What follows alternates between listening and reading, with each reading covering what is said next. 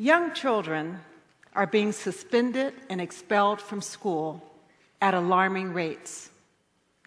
Preschool children are suspended 3 times more than kindergarten through 12th grades combined. In Illinois, 40% of child care centers reported suspending infants and toddlers. Yes, those are children who have not yet turned 3 years old. African American children are only 19% of the preschool population, but comprise nearly half of all suspensions.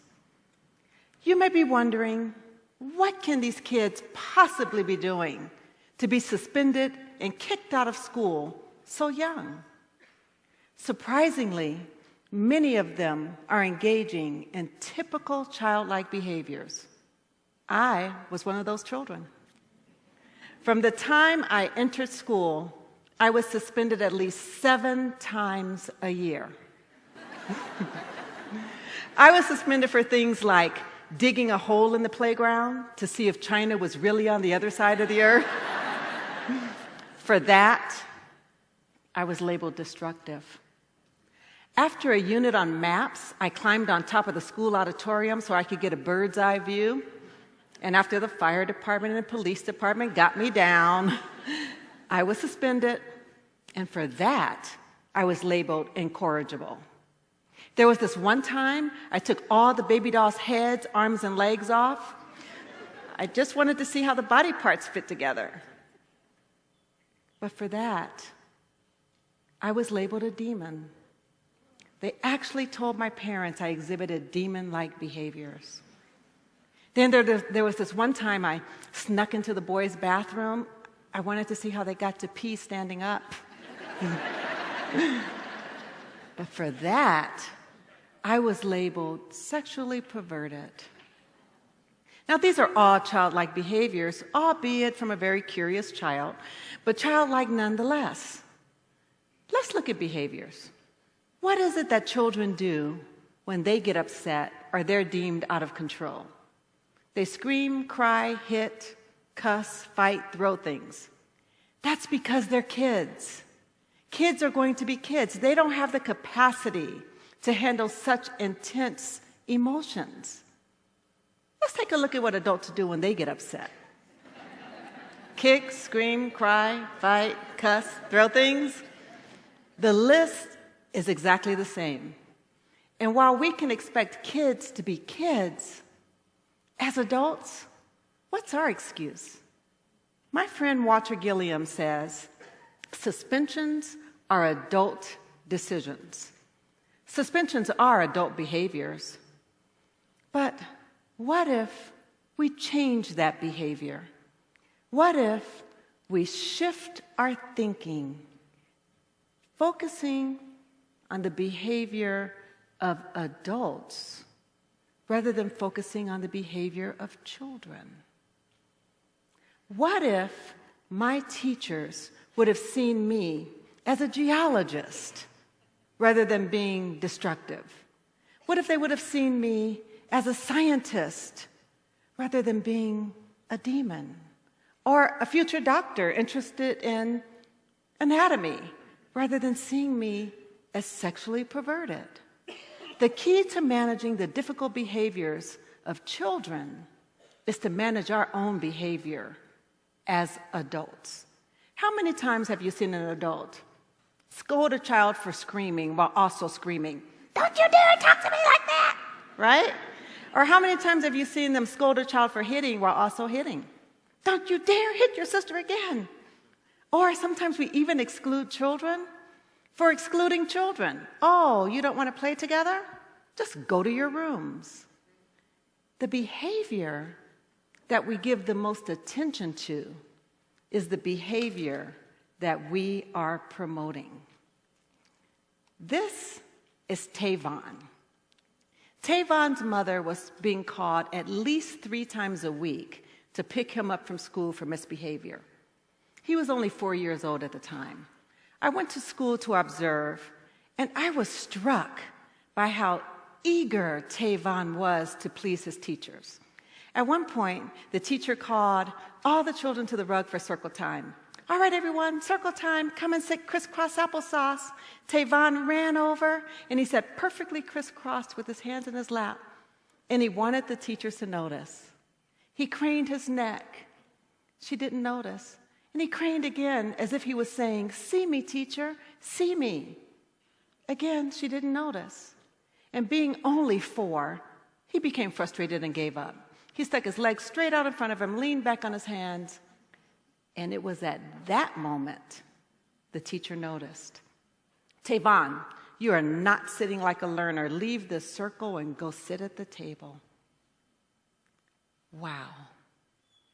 Children who are suspended are 10 times more likely to enter the juvenile justice system. They are more likely to drop out of school, have low achievement, and be suspended again and again and again. And this is the beginning of the preschool to prison pipeline. Children rise to the expectations of the adults in their environment, whether it's negative or positive. When we pay more attention to negative behaviors, we will get negative behaviors. But when we pay attention to those behaviors we want to see in our classrooms or in our homes, we will see those behaviors more often. And it's because children care what we think about them. They actually want us to like them. The key is for us to be self-aware. When we're aware of ourselves, then we come to know what our hot buttons are, what our behavior is, and how we respond to the behavior of others. We come to understand what pushes us. We understand our body language, and we come to understand our tone. And these things are really important to know because behavior is defined by the person most annoyed by it. Now, for me, it was my daughter Jasmine when she was just 15 years old, teenager. She had the smartest, sassiest mouth I've ever seen or heard. She was quite clever and witty too, but that smart mouth, oh my goodness. My husband didn't understand why it bothered me, but for him, it was when she slammed the doors. Now, slamming the door didn't bother me because that meant that she was on the other side of it. He became so frustrated once that he said, "If you slam the door one more time, I'm going to take it off the hinges." Imagine my surprise when I came home one day and my 15-year-old didn't have a door to her bedroom. Now, in addition to being self-aware, when we build very strong, positive, authentic relationships with children, we come to know them, what their hot buttons are, and what triggers their behavior. We will also understand how our behavior impacts their behavior. I was observing another classroom, and there was a little guy named Raphael. And Raphael was getting in a lot of trouble in this classroom. The teacher called his name so many times, I began to keep a tally mark every time she did. Raphael, stop. Raphael, don't. Raphael, sit down. Raphael, don't make me have to come over there. Raphael, Raphael, Raphael.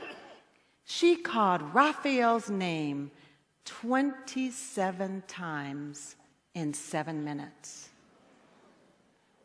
Raphael was learning that that place was not a safe, fair, or equitable space for him.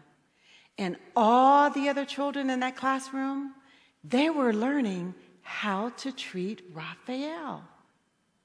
It is our responsibility to find and look for what's good, right, and best in every single child.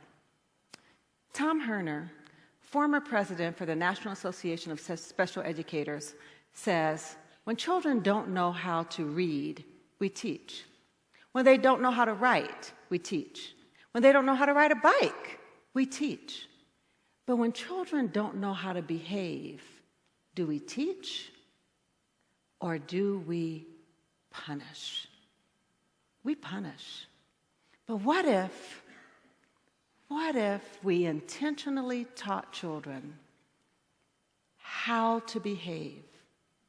What if we taught them how to share rather than saying, you need to share? What if we taught them how to make friends, how to initiate play, how to take turns? And then, what if we gave them many opportunities to practice? Imagine a world where we intentionally taught children pro-social skills, gave them many opportunities to practice, and positively reinforced them every time they used those skills. Challenging behaviors would be greatly reduced. Actually, the pyramid model for promoting the social-emotional development of infants and young children has proven this to be true time and time again. When we use these strategies, we can disrupt and dismantle the preschool to prison pipeline.